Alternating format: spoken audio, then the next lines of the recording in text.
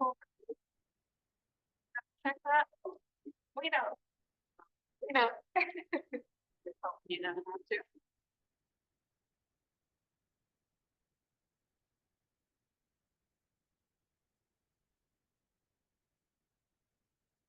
My nieces like to have dance party night, and then we put this song on always first, and we dance with our fake microphone. My niece was Bruce. Like,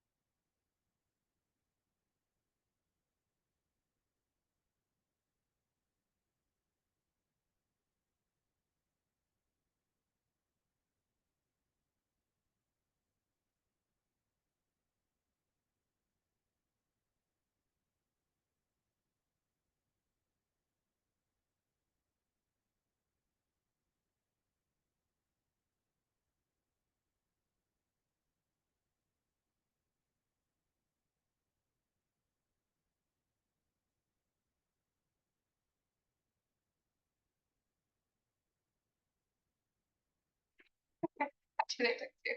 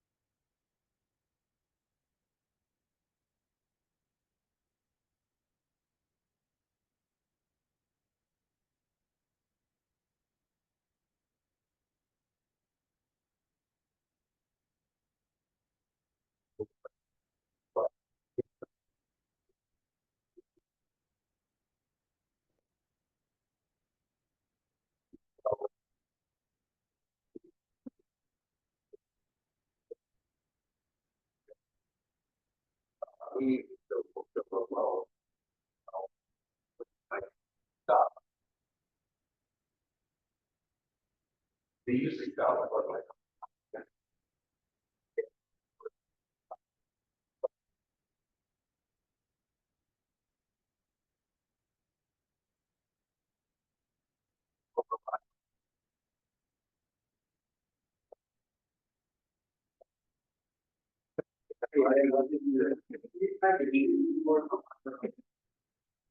That's fine.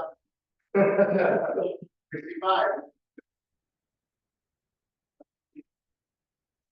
I do have a white dress side to me, which I am fully embraced.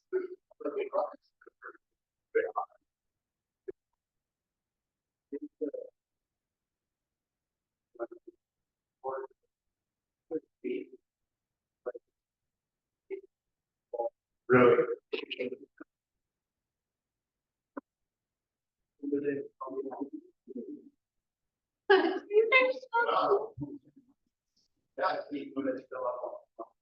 Yeah. Be heard something.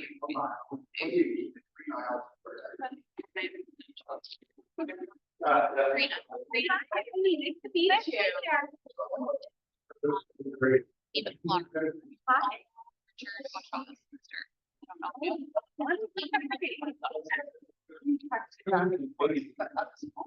Yeah.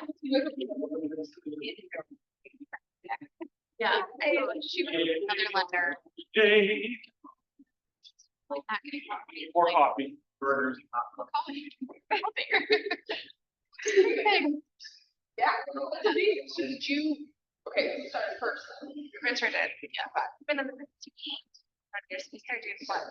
I didn't do it until, I've been licensed for about a year now. Okay. And it was just crazy to be able to just walk in.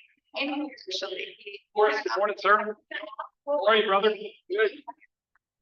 Monday, Chilling I it. did our clients, and here we are now. It's been, I mean, I'm learning a lot. It's been very nice. It's been fun so far. Or, yeah, she never. Also, he lived 2 blocks away from me. I'm like, Yeah. come on, man. Super small.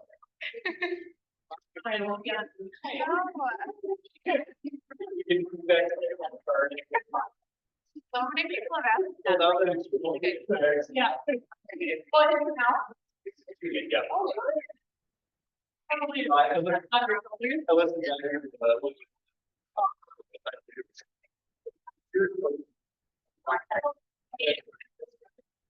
Yeah, no. It's definitely really better than.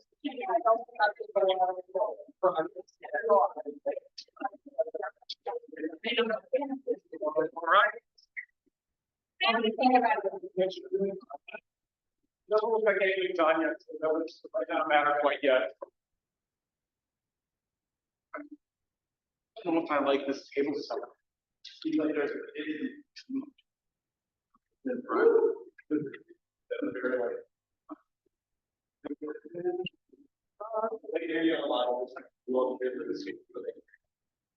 All right.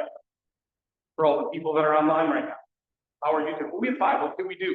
I can't see them, so I thought maybe I was alone talking. Welcome. How's everybody today? Yes. All right. Let's see, there's some faces in the room. I mean, we all have faces, but there's a few faces in the room. We all know each other. There's a baby in the room now.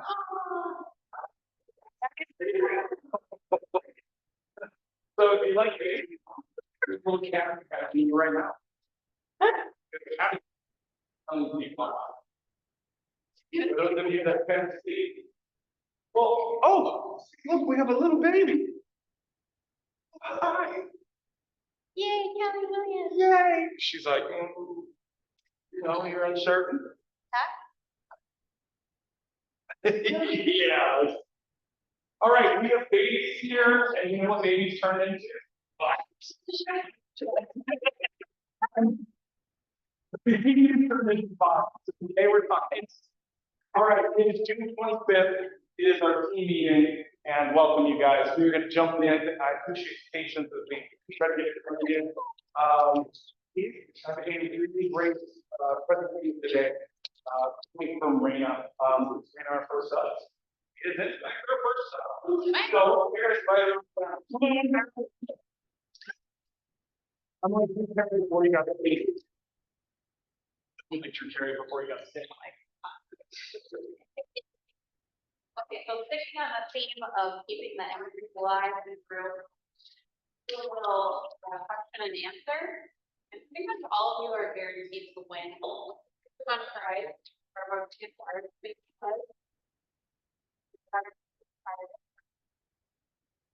So, if they online. So just whoever can answer first. Who wants to know about interest rates? You know how much I love talking about interest rates, and that's how we start our presentation every time. Does anybody want to know anything or have any specific questions? That's not how I start my buyer consultation. I don't know about you.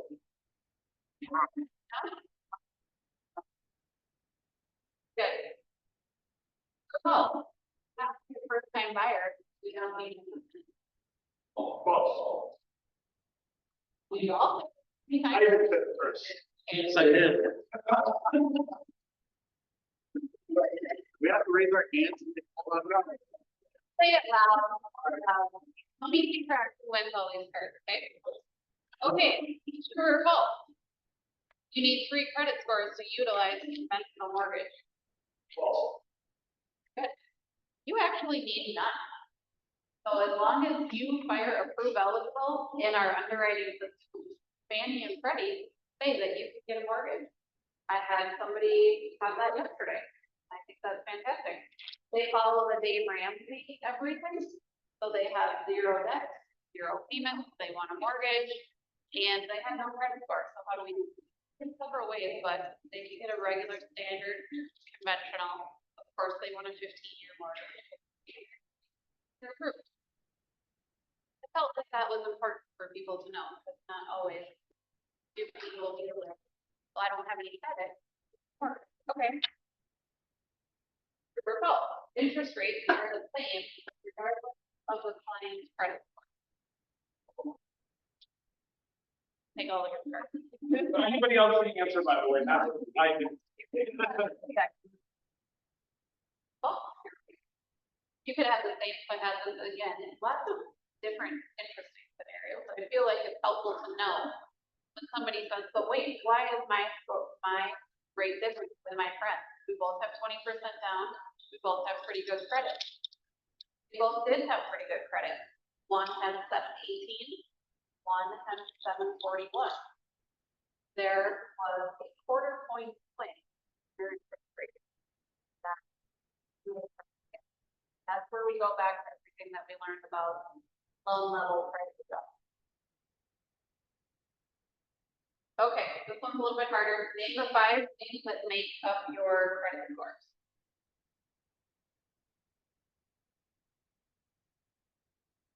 Payment history, debt to income, or no, credit usage. Blank, yep. That's 3. What are the 3 that you have? Payment history, length of credit, amount you owe. 2 more. Inquiry, yeah, new credit. Or how about like this type, if you have revolving installment. Does that make sense? Like a credit card versus a car loan? Okay, this one's a little easier. What makes up a mortgage monthly payment? Just shout it out. Right, yeah, go. Principal, interest, taxes, and insurance. And if you have an association, Do we do? awesome. Next time I'm bringing like Red Bull shot. Oh, and we forgot. You have less than 20% down. You might still consider that a winner in my book. Very good. If you have any other fun mortgage questions, please swing by my office. But lots of interesting scenarios coming out lately. Lots of different types of buyers for different types of loans. Yesterday alone, we had 2 basic loans approved, so. Very interesting and coming from the market and what people are looking for and trying their best to get approved with all different. Have a great day. Please stay and enjoy. Let's look at that.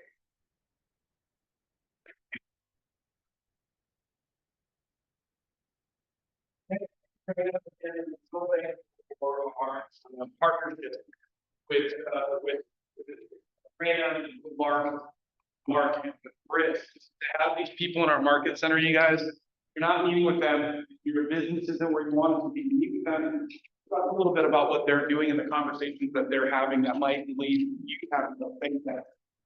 We didn't just choose these people because they were available, we chose them because we believe honestly that they're best for us and for the relationship we have. So, we kind of know that guy. Go ahead, all right. Lynn, how many of you are encountering contractor needs? How many of you believe contractor needs are a viable way for us to move property and market higher interest rates? Right? The understanding and know that there are opportunities that are out there that if you know more about them, you're more marketable, more resourceful, more valuable to want to work with because you can help them achieve an outcome that other agents might not be able to do simply because they know. This is one of those classes, you guys, contractor deed is an incredibly useful tool to buy and sell property. So, welcome to this class, the do's and the don'ts, and let's make some people go ahead, Karen. It is also a very good opportunity for the Muslim community. If they're not able or willing to do Islamic financing, then CD is going to be another option. Absolutely. What for those of you at home, what Karen said is very astute is that for an expanding market, specifically that with those of Islamic faith, do not want to pay or allow by their religion to pay interest. This is a really good way to do that, you guys. So just be aware of this as an opportunity. Lynn is a really great instructor, as you guys know, very thorough. So check this out. Money talks. What is money talks? Anybody want to? What is money talks? Just read the screen. Thank you. One of the things that I think makes the most sense in this and why we're doing it is having these conversations allow you the opportunity to fail before it matters.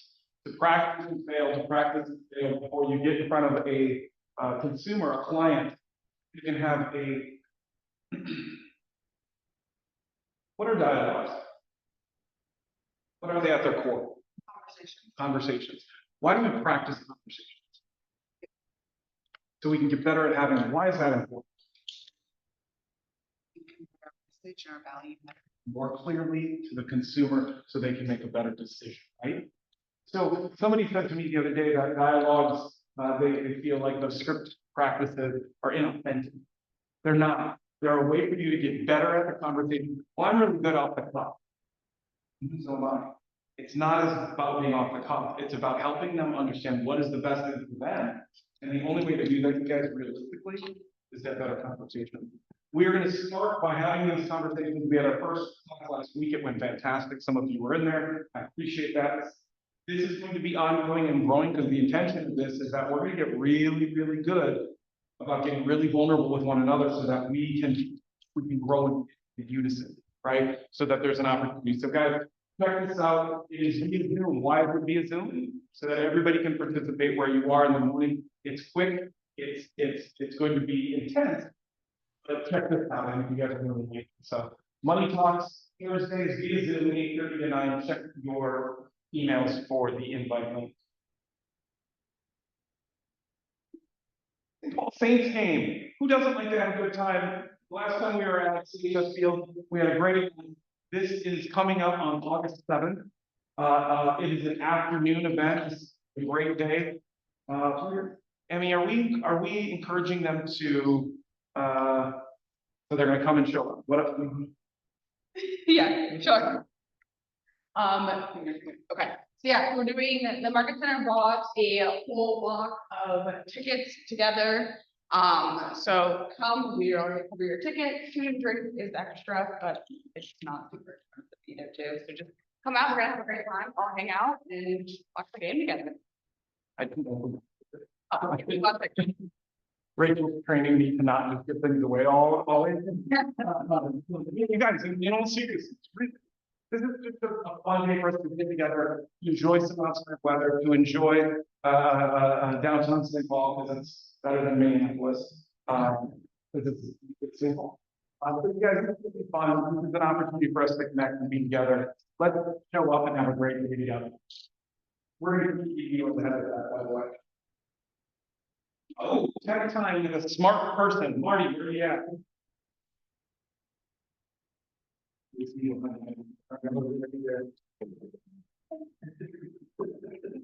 Wall. Forgot I was up there. Yeah, pretty good. Even though I talked to Tom about 7 minutes ago. All right, I just want to share a few things that are newer to me, maybe things that came out in the last few months that you may or may not be aware of. So I just got 12 recent updates that were from the last couple of months or so in command. First one is the KWI chatbot. That's the artificial intelligence ChatGPT powered chatbot that KW has launched right inside of command. You can access it from the main page, the home screen of command. In the bottom right corner, you'll see like a little magic wand icon. Now this chatbot it's a closed environment. Means it's not open to the entire internet. It's trained on the Millionaire Real Estate Agent book, the One Thing, Shift, all of the KW playbooks, and the Ignite curriculums. So you can go in here and you can ask a question like, how do I host a successful open house? And it's going to give you step by step from the marketing of it, the preparing and the marketing of it, to the hosting it, and the steps you need. And it'll give you references as to where it found that information, which playbook that was in, which chapter of the MREA. So that's a really cool tool. It's also available on KW Connect, and it will be available, or it is available in the new command app if you've updated that yet. Then there have been some timeline updates. So when you're looking at contacts in command, there's now more detail on those contacts, especially on teams. You'll notice this a lot. You'll be able to see which team members perform the activity or the action, so you don't have to click into it and really do some digging to figure out who did what. Just some better details around subscribe, things like that. And then we can now send one-off or bulk emails right inside of command from our contacts or our bulk actions as well. You write in the contact, you click on the email, and you can type up an email right there. Add up to 10 attachments. I might 10 there, but you can, and you can set up to 10 different email signatures in there. Great way just to blast stuff out to an individual person, or you can select up to really up to 500, because that's how many you can do bulk actions for, and send on email that way. It'll look like it's going to send with a BCC, but it actually sends a separate email to each person. So that's a pretty cool new feature as well. That's a long-awaited one.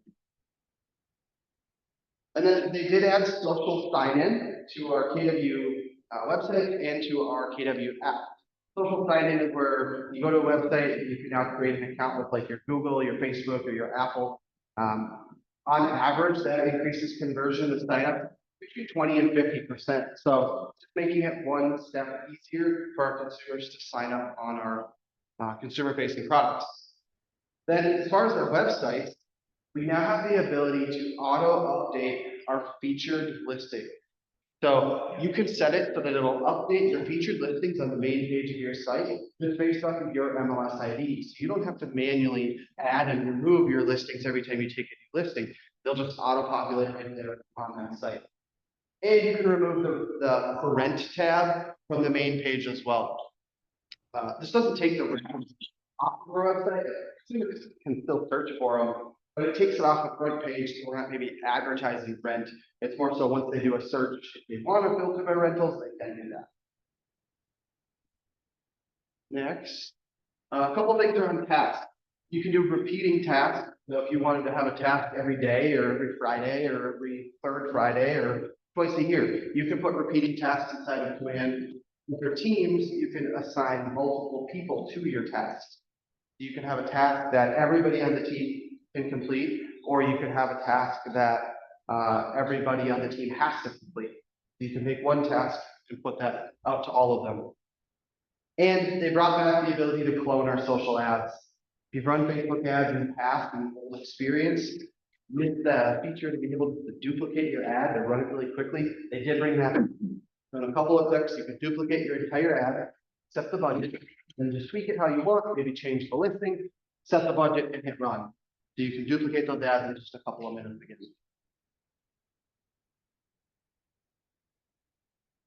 They also launched the ability about 3 weeks ago to do single property websites. So if you have a property that you want to advertise, think of like a landing page, you can promote that in kind of its own mini website. You can create these really with minimal effort. You basically go in and pick the address and it puts it all together for you. You can do a few tweaks if you want to, but really easy. For the most part, you probably don't need to do that if you're running a Facebook ad. Sometimes you've got that seller that really wants something a little bit more customized or customized feeling. That's an easy way to do that. Smart plans, they brought in a new feature where we can have a smart plan set up where when somebody replies, either via our Twilio texting or via an email, it can stop the smart plan.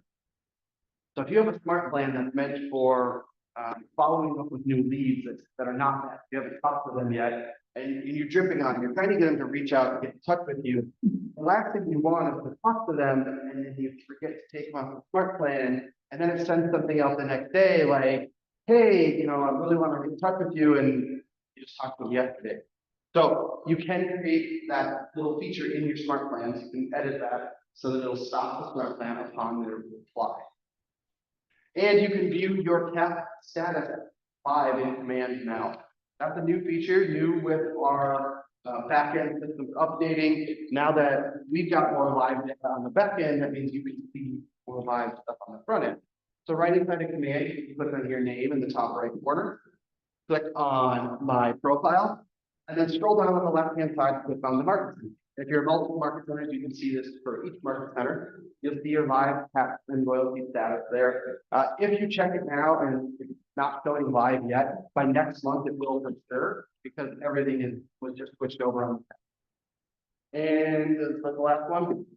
Yeah, that's pretty well. Any questions on any of those features or anything else? Okay. Marty. All right, before Karen gets going, because she deserves, stand. Come on, this is what we all hate. Come on, stand up. All right, now what I'd like to do is. Just give somebody a high five. Energy. Come on.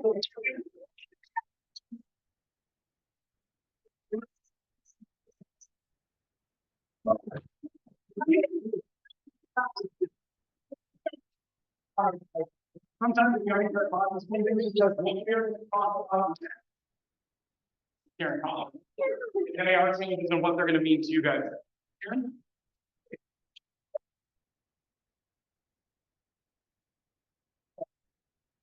Karen is one of the most experienced industry people we have. Doesn't like this either, if you can tell that. Not only does she teach agents on a weekly basis, not only is she a really incredible, diligent agent, but she's also incredibly helpful in helping us to offer things to you guys that you guys can take something away and provide a resource to your customers. So Karen, thank you so much. And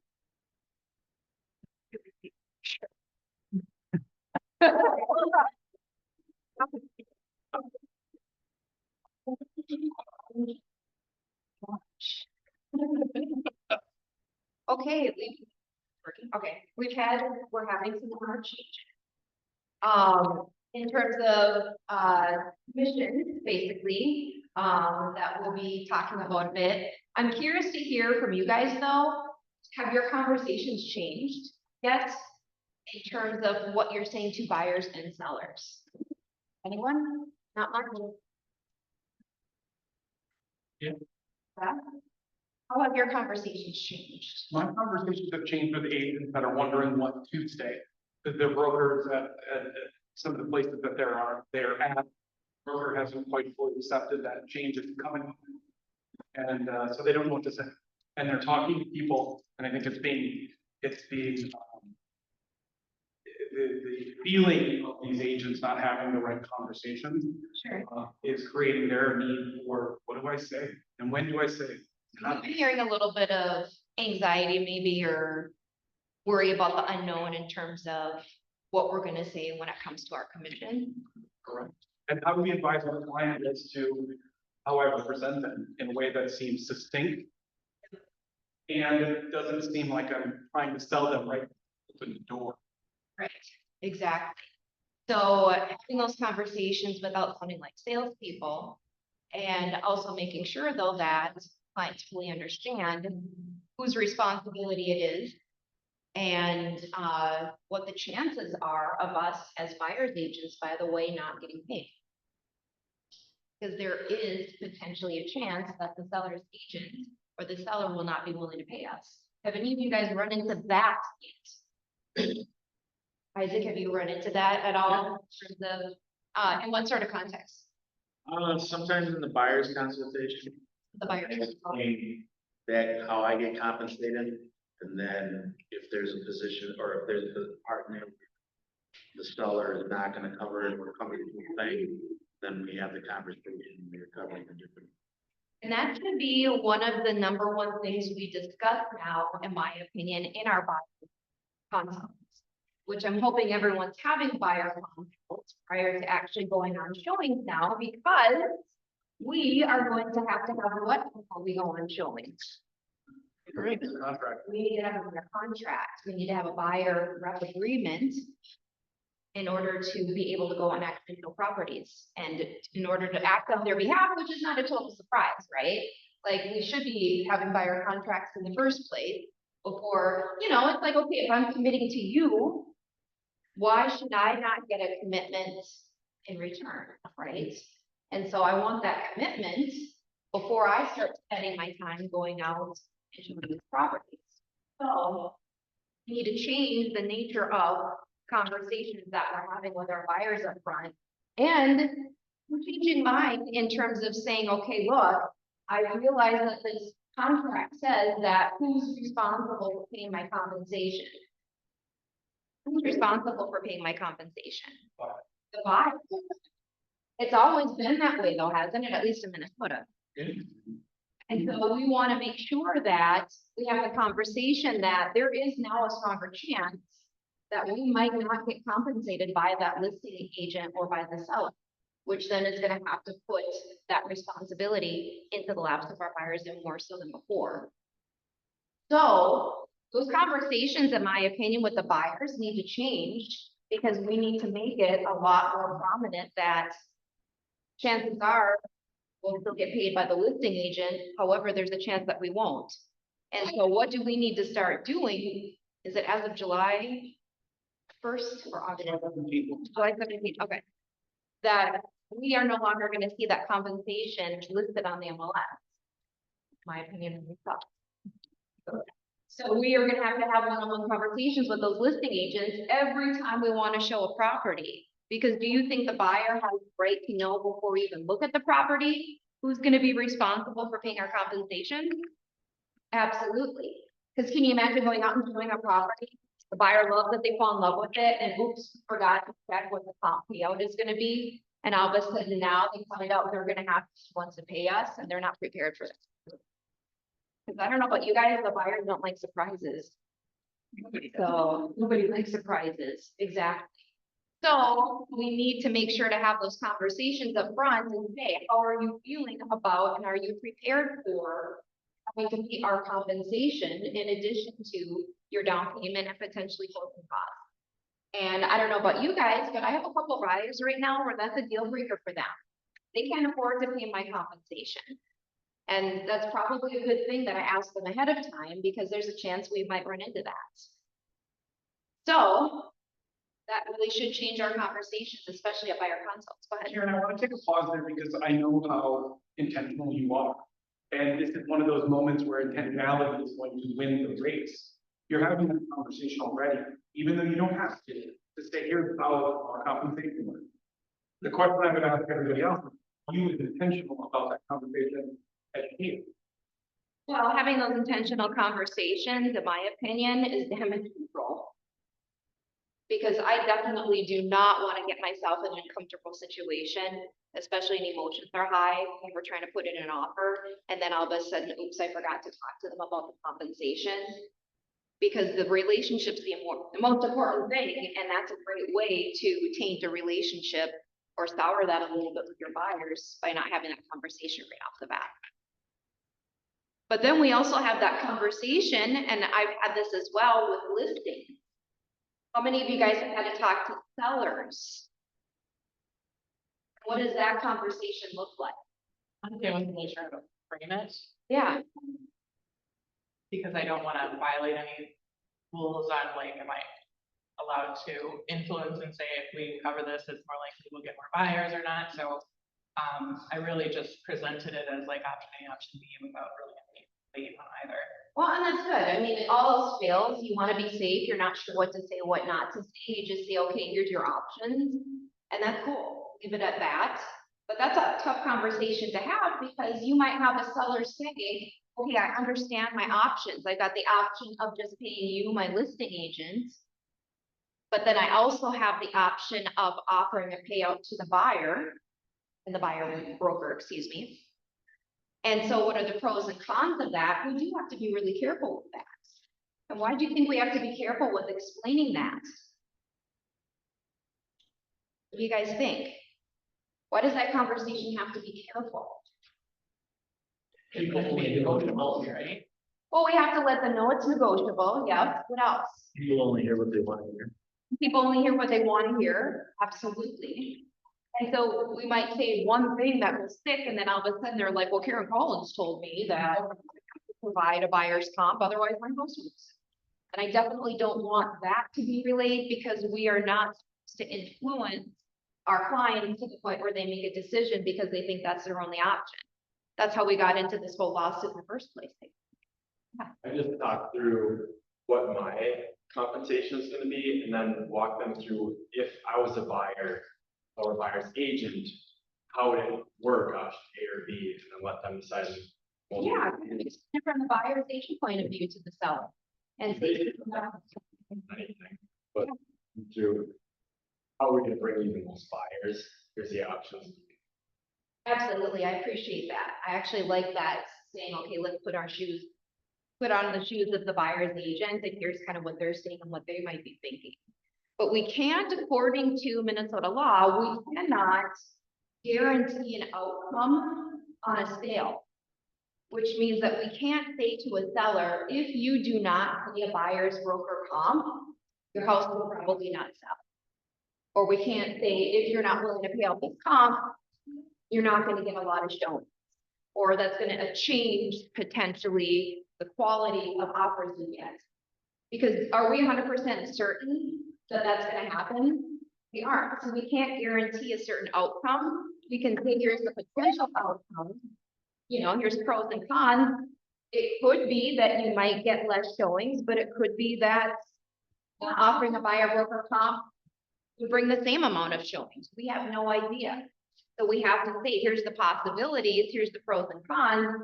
You, the seller, based on the information we're providing you, need to make that decision that's up to you. Have any of you guys? I was wondering, I had watched something, on YouTube where they had made a little, like an explanation of the choices. And then have a signature from the seller or buyer, that they have, you know, it's like a disclosure. Yeah. Do you have anything like that, or do you recommend anything like that, or not? Well, on the listing agreement, it does say that we understand that X percentage is going to go towards buyer broker comp. But I mean, like, if you do, so then they come back later and say, well, you told me, no matter what, I should definitely pay the buyer agent. And I can say, well, you know, this is the disclosure that you have these options. Yeah. Oh, and just something in writing showing. There's something in writing that they know, like, this is what I've explained to them, so it can't come back later that I mischaracterized. Absolutely. You know, if you have that feeling that that would be beneficial, it's often great to be able to email them after your appointment and say, hey, I just want to send out a recap of our appointment today. and here's what we decided, here's how that conversation went, so then you've got something documented that shows, like, let's reflect on the conversation, have them respond and say, yep, that sounds good, so at least you've got an email. We don't have the specific documents that we could, I mean, I suppose you could put something as, fitting onto the agreement at the end of the other section that's left blank, but I would think just having an email, for recapping the conversation would be great to have. Because then if someone says, they never told me, you can say, well, look, I've got an email that recapped our conversation and here's what that looks like. And this is where working in NetSheet is gonna become even more important. And if you're not good at a NetSheet, get with somebody that is good at a NetSheet so that you can explain it to them in the first contact. That's the accounting, fiduciary duties. And then when you get the offer, then you can work the third column, work a full new NetSheet, and ensure that you can get that estimate as close. Absolutely, and I include on that net sheet things that may not be the case, but just as a potential. And I say to them, this is an estimate, we might not have to have you pay by our closing costs, but I'm gonna include that in there anyhow, because I just want you to see what the numbers might look like if that were to happen. You agreed right now, you don't wanna do a buyer broker comp, but let's do a net sheet just to show what that would look like in case you should change your mind later. That's really good too, to be able to show So them. what you're saying basically is make sure that, you're coming in high enough so that they're not surprised.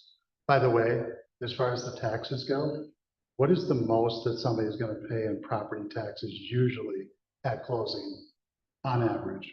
Depending on, it doesn't matter when they close. How much do you factor in on the net sheet for property taxes?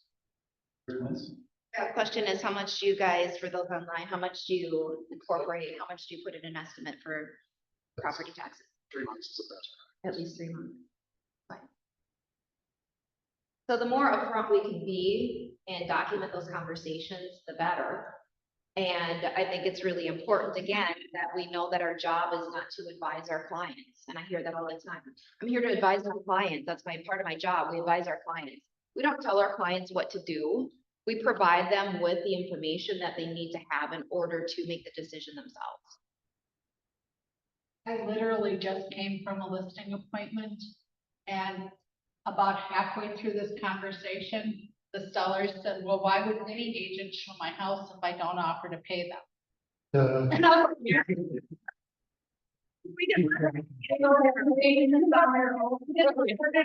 Here's how it's always been, here's kind of what the change is, it's really just so there's more open communication. And then our net sheet has a gray area where it's just like the color's gray for seller pay closing costs and buyer, it's always had it for buyer's compensation.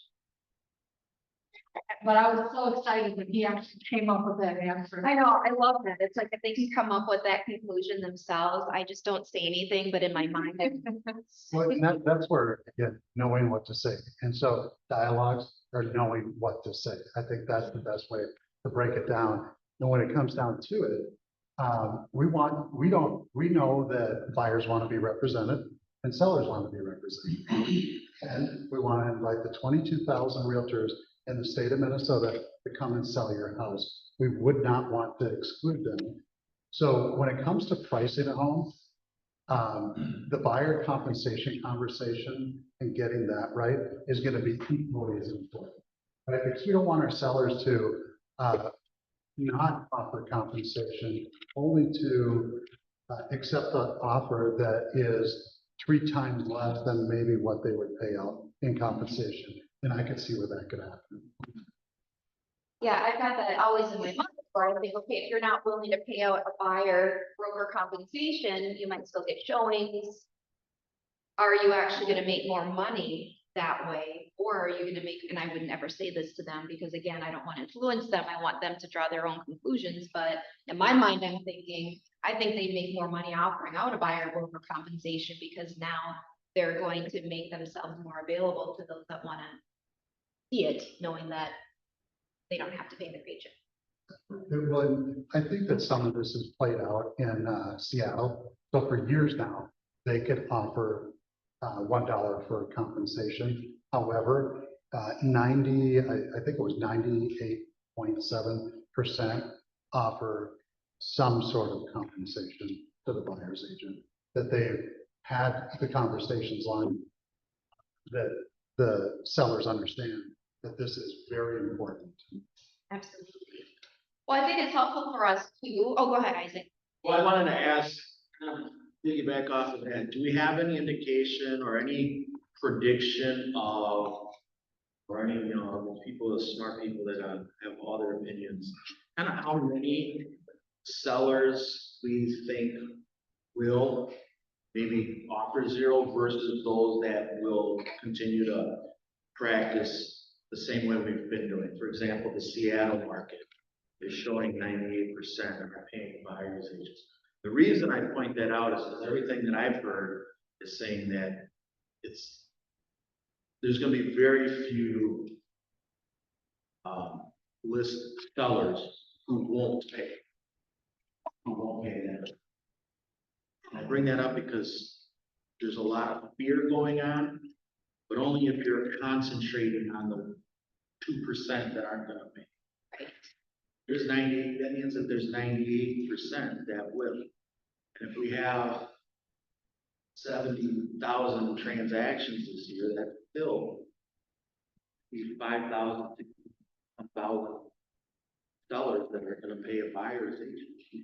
Exactly. I still think, in my opinion, it's going, but that's just from what I've seen. Out of the past 5 listings I've taken, I've had one that chose not to offer that. I think we have a big job ahead of us in educating the consumer. The media has done us no favors. There's even politicians that have stood up and said that we got realtors that agreed to lower their commission on average by $10,000. Completely untrue, right? Yeah. Based on both of you that I did something that you should both of you. So I don't think that, I don't think there's a track record, Isaac, to say like, you know, there's gonna be, it's estimated that 10% or 20% are not gonna want to do it. There's just no data to support any number that's really thrown out there. The only good data is probably Seattle, you know, where, yeah, it is a very small portion that once they're educated that, look, if you choose not to offer compensation, that you're right to do so. However, you're gonna have a very limited market. Do you think you stand a better chance of getting what you want by paying the seller? Well, and I think fear comes from a lack of education and confidence. And so if we can educate ourselves, practice, that raises up our confidence, which then allows us to have those better conversations, therefore less fear. We're talking to agents from large companies here in town where they are telling us that their company has said absolutely nothing about, has had zero training on this. And then we're hearing that they have agents inside that company that are offering $1 for compensation right now. How is that? I know. It's always been possible, we just don't do it. No, I don't mean that large companies are not training their people. How is that? That's what blows my Well, if it's of any consolation, at least I know at Minnesota Realty School, we are providing that education and having them learn about how to have those conversations when we are going through the buyer rep agreement.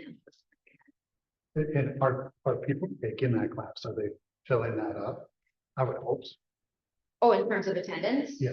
Oh my gosh, we're still seeing a full house.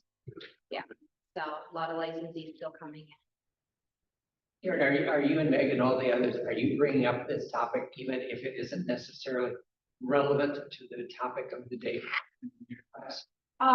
When I bring it up personally, it's when we go through the buyer rep agreement with the class and teach them about that, as well as the listing agreements. So those are the times that I'm personally taking the opportunity to go through the comments. Is that course too? Yeah. Yeah, I just wanted to ask, I think I have heard this, like information or spell it, that Fannie and Freddie said it's okay for buyers to borrow like they do for, closing costs, the payment to their fire agent. Yeah, the most recent one I did, we had a list price of 300 and they offered 306. And that 306 included paying the buyer broker. And it was I think that was a conventional loan. And VA has also approved that as well. So it's gotta be part of the offer, part of the appraisal. Yeah. So you can stack it, but it still has to appraise.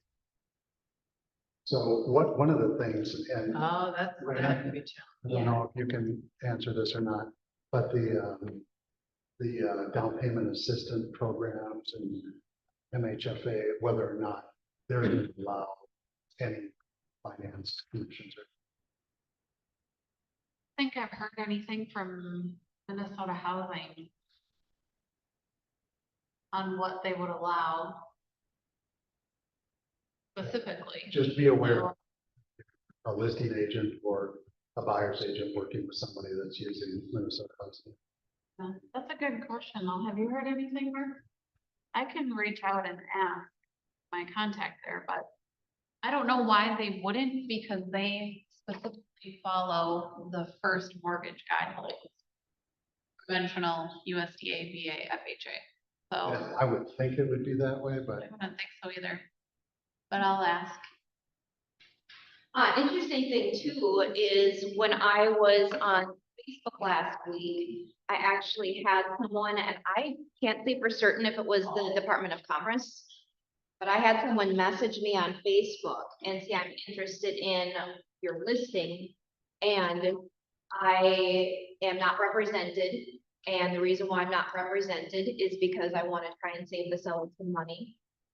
And started asking me some questions about the property, and then started talking to me about their motivation, price, and terms as well. And I was like, oh, this is interesting. And so immediately I was like, okay, great. I'm so glad that you messaged me. Thanks for asking me these questions. I'm going to attach to Facebook Messenger a copy of what? Agency. And said, I know this is gonna seem strange to you, but we are talking about price, terms, and motivation, and I represent the seller. And since you are not represented, I can't talk to your agent. Therefore, I have to provide you with this disclosure first. Here's what this means. And then they magically disappeared.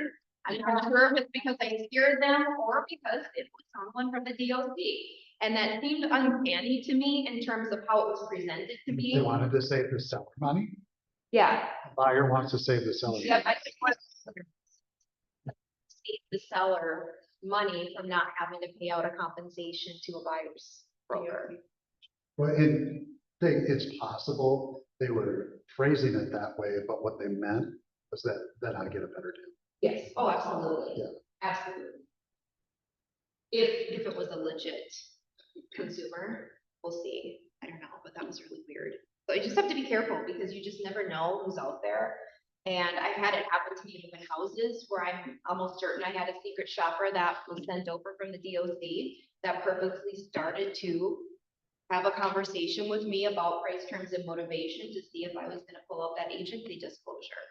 And I don't know if it's happening recently, but I've had it happen to me years ago, so. All right, can I say one more thing that's unrelated to NAR? Okay. Since I've got the microphone now, control. So, and Lynn's aware of this because I've been dealing with an issue that I think is really important, and I'm hoping you can pipe in a little bit to talk about this because I've been sending emails a lot today on this. I was slapped with a $1,000 fine, and luckily I got them to waive it. However, the cause of that was I thought I was doing everything the right way.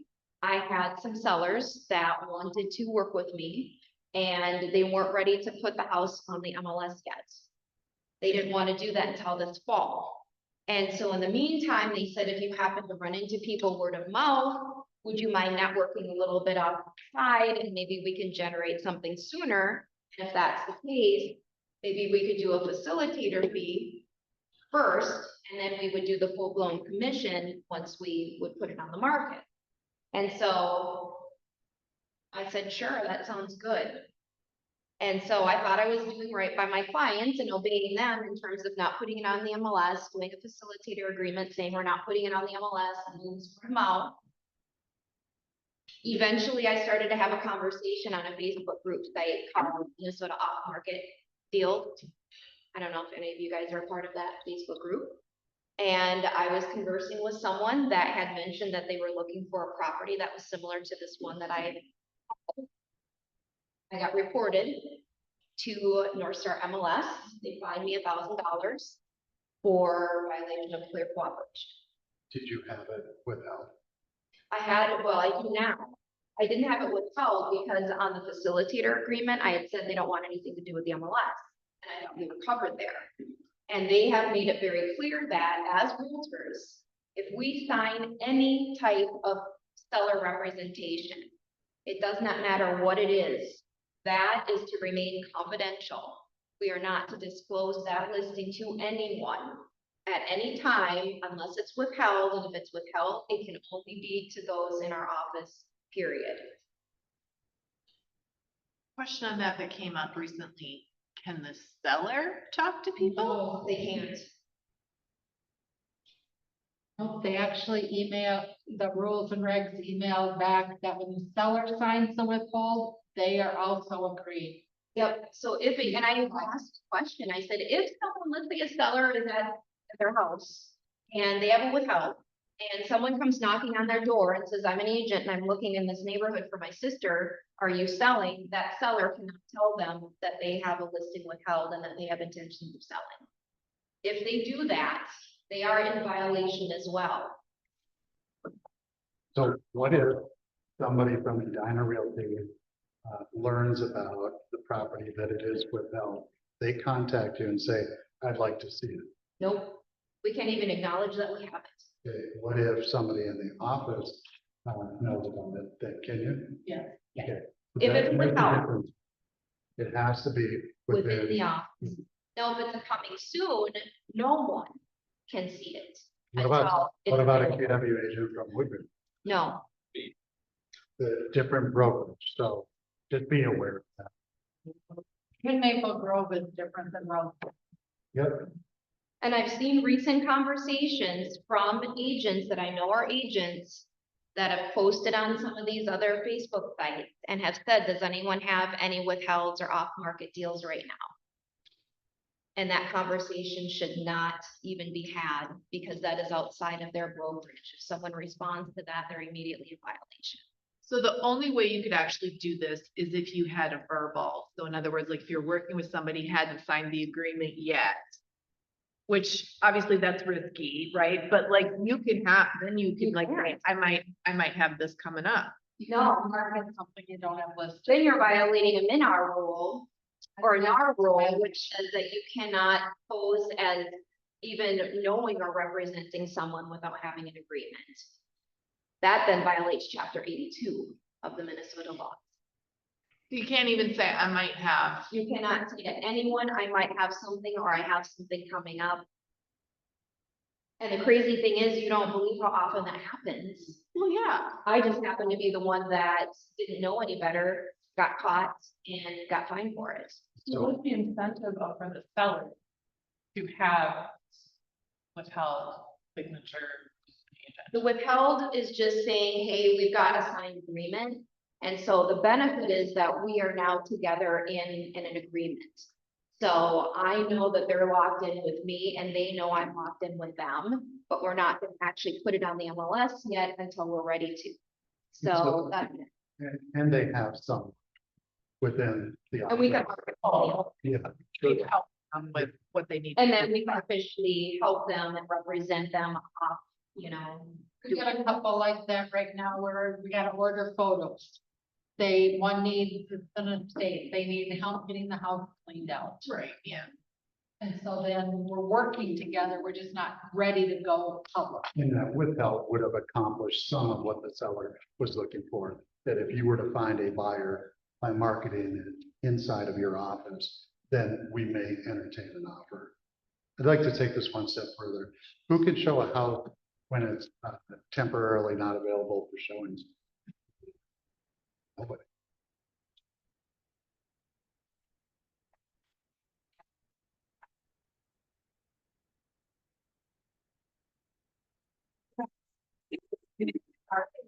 Yeah, there's a little sheet, a lot of really educational for everyone. Karen is not the first one in the office to get this $1,000 fine, and I have no idea how many times they are gonna move it. Thus far, no one had to pay it, but it's gonna happen. It's really interesting to me. These are two completely separate issues as far as like the commission issue and the clear cooperation issue. Like, it just like ties our hands even further, it feels like. Yeah, there's some frustration for me about it at least, because when you get a listing, you get excited and you want to be able to tell people about it and it's a benefit to the seller. And so when we get into some of these conundrums like I did, my intention was absolutely in favor of my clients. And to be able to say, I want to see if we can get this sold even before we put it on the market, wouldn't that be exciting? Then you wouldn't have to worry about showings and we wouldn't have to worry about it sitting on the market and blah, blah, blah, but no can do. Can't tell you, and we're not gonna pay you a commission if I could. Right. Okay, you got it.